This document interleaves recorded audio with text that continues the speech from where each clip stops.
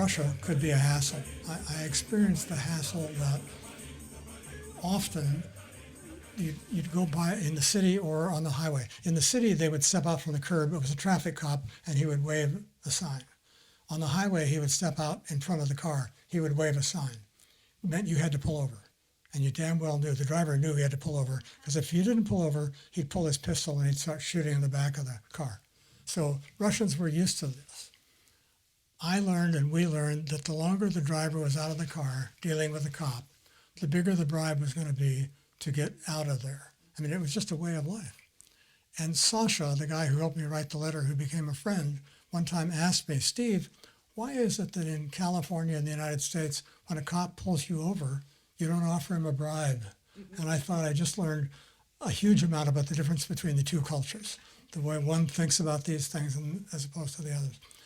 Sasha became a good friend. We had Sasha up to our place up in Brookline, which one of the guys in this room helped us sell not very long ago. And he would come and he loved the house. In fact, he tried to copy the house when he went back to Moscow. In order for him to come to Sonoma, he had to check off with the FBI that he was going more than 30 miles away from the embassy. He had to have their permission to do it. So one day I got a call from a lady who introduced herself as Dixie, and she said, Steve, I'm with the FBI, and I'd like to come and talk to you at your home. And I said, of course, and I invited her. I'd been debriefed most of the time when I got back, because the U.S. government was very interested in what was going on in Russia, and we were operating one of the few successful ventures of any scale, hard currency and all that.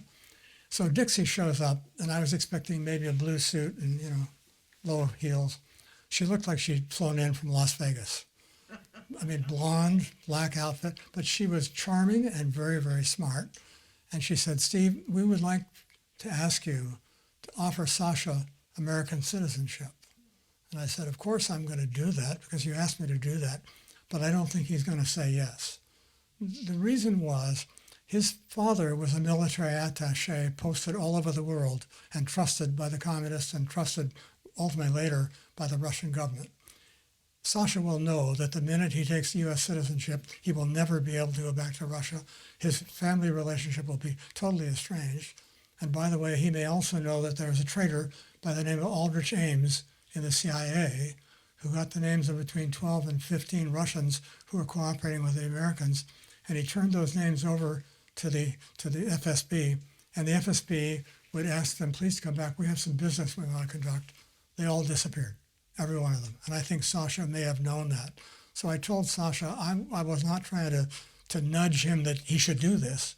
I was merely asking him something that the U.S. government was interested in. And if he said no, I completely understood.